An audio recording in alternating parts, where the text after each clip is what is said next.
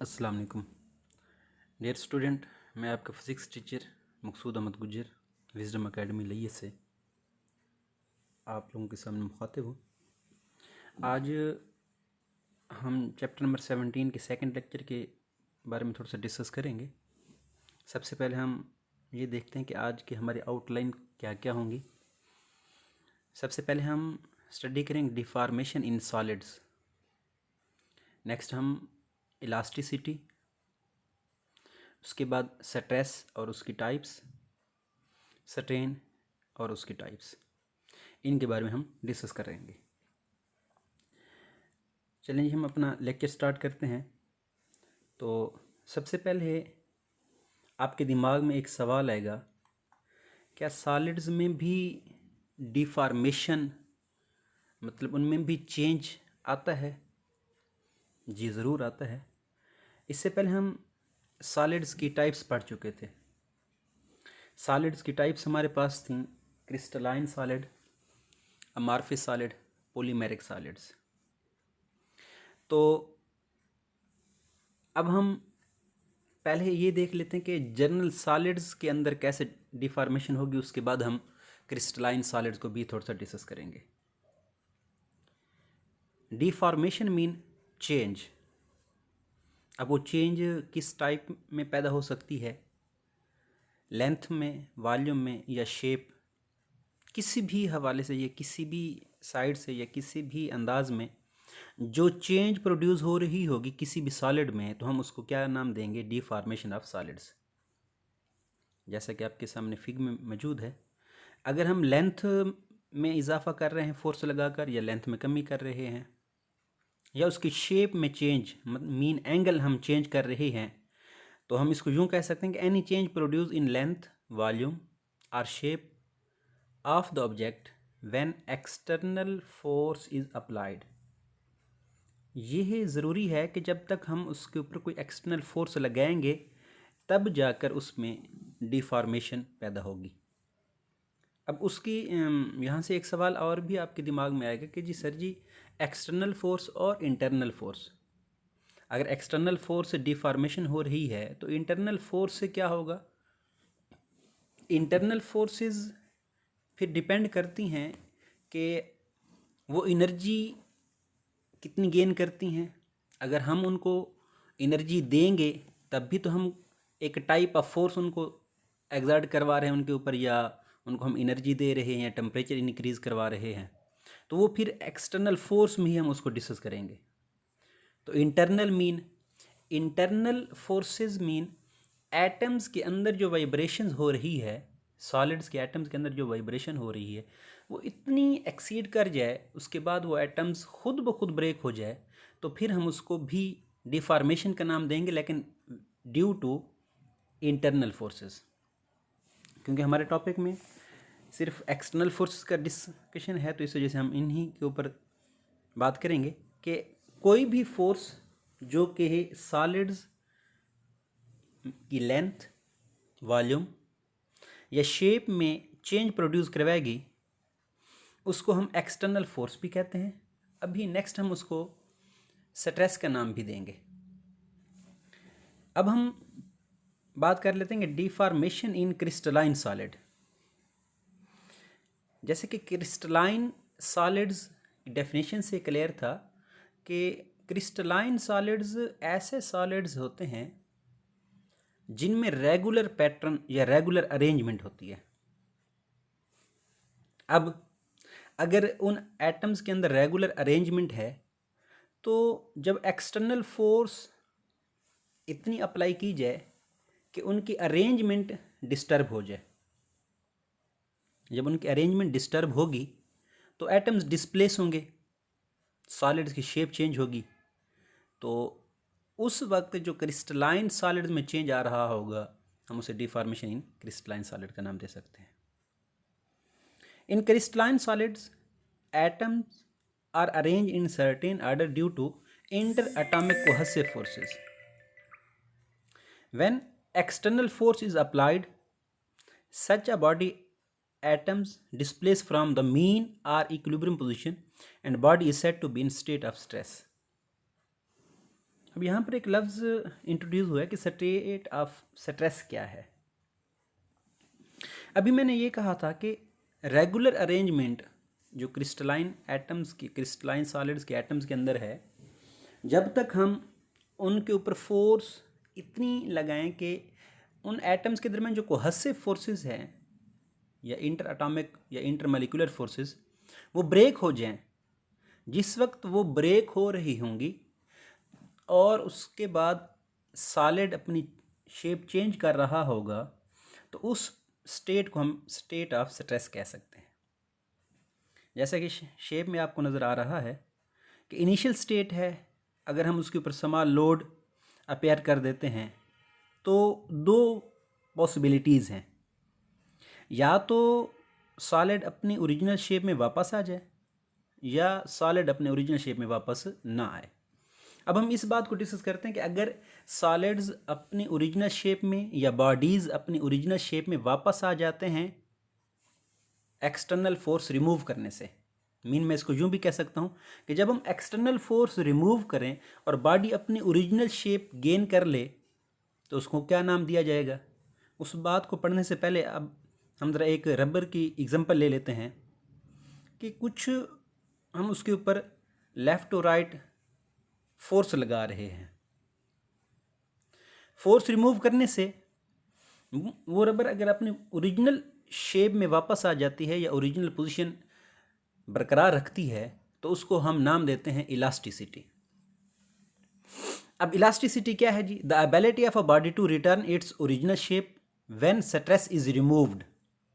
पीछे जो हम एक्सटर्नल फोर्स का नाम दे रहे थे, तो एक्सटर्नल फोर्स को ही हम स्ट्रेस कह रहे हैं, या हम यूं भी कह सकते हैं कि after the removal of an external force और state of stress atom return to its equilibrium position is known as is called elasticity.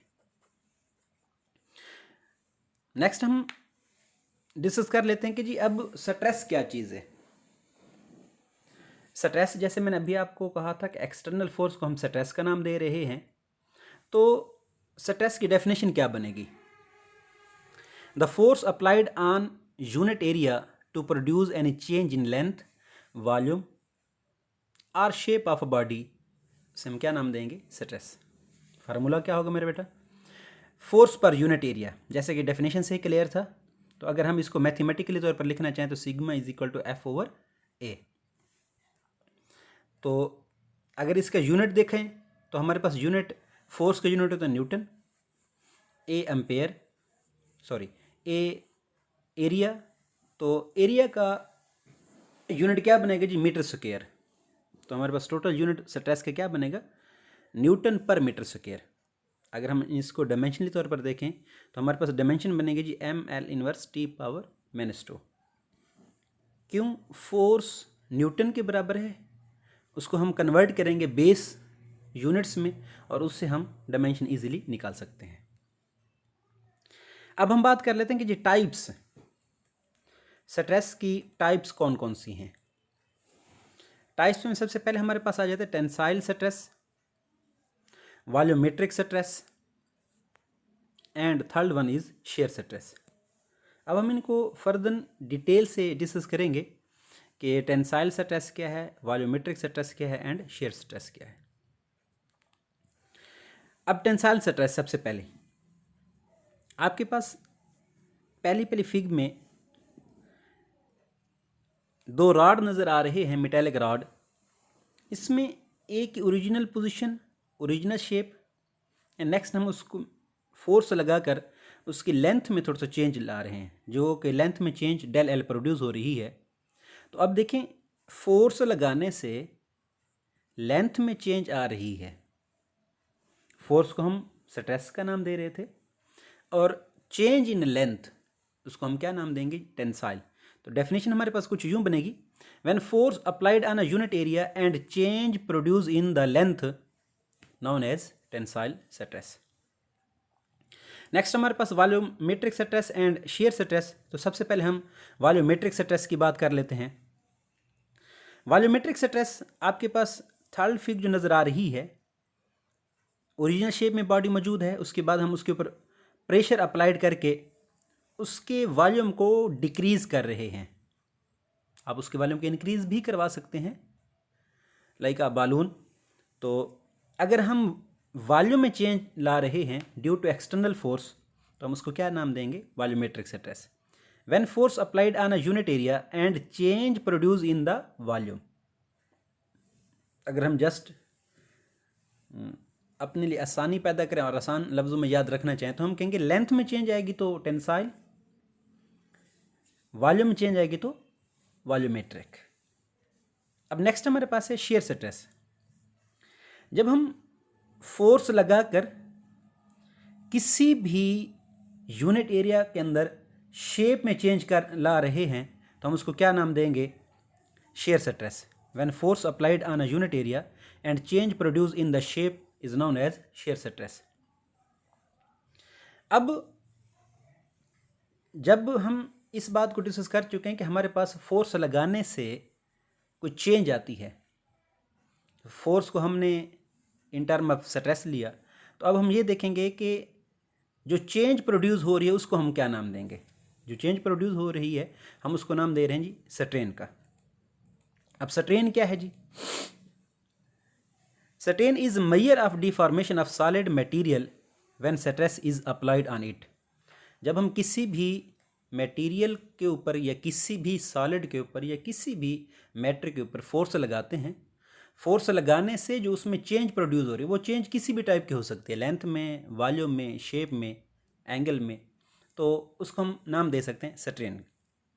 जैसे स्ट्रेस की टाइप्स थी, इसी अंदाज में हमारे पास स्ट्रेन की भी टाइप्स हैं। उसकी भी 3 टाइप्स हैं, tensile strain, next volumetric strain and shear strain. लेकिन यहाँ पर एक मोस्ट इम्पॉर्टेंट किस्म की बात याद रखिए, एमसीक्यूज़ के तौर पर भी वैसे भी, कि इसका कोई यूनिट नहीं होता। जैसे हमारे पास स्ट्रेस का यूनिट था, इसका यूनिट नहीं है। It has no unit because it is a ratio of some quantities. Reason उसकी हम नेक्स्ट इसको डिस्कस करते हैं कि जी क्यों इसका यूनिट नहीं है। अब सबसे पहले हम ज़रा डिस्कस करते हैं टेंसाइल स्ट्रेन को।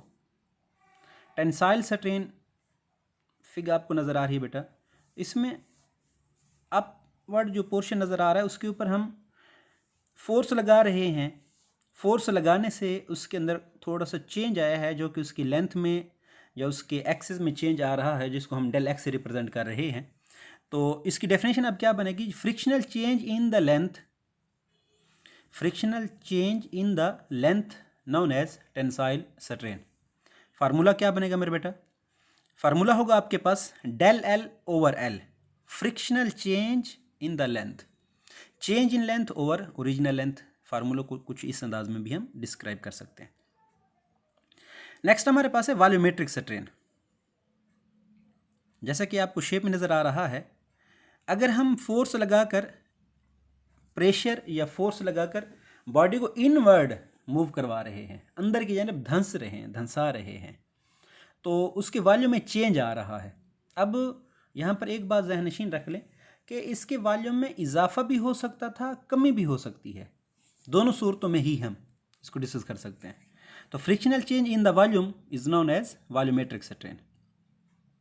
फार्मूला इसका change in volume over original volume. Last one हमारे पास है जी शेयर स्ट्रेन। अगर हम इनिशियली तौर पर एक बॉडी को देखें तो हमारे पास उसमें किसी भी किस्म का कोई चेंज प्रोड्यूस नहीं हो रहा, लेकिन हम अपवर्ड एंड डाउनवर्ड या लेफ्ट एंड राइट साइड पर या किसी भी साइड से हम उसके ऊपर फोर्स लगाते हैं, तो उसके एक्सिस में चेंज प्रोड्यूस होता है। जब एक्सिस में चेंज प्रोड्यूस हो रहा होगा तो उसी लम्हे एंगल में भी चेंज प्रोड्यूस हो रहा होगा।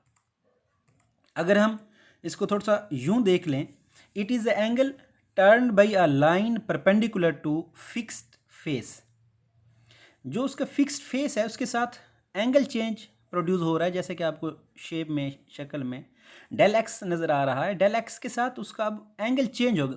पहले ही परपेंडिकुलर तौर पर एंगल एक दूसरे के साथ मौजूद थे, लेकिन अब एंगल थोड़ा सा टिल्ड हो गया, मतलब चेंज हो गया। तो फार्मूला इसका थोड़ा सा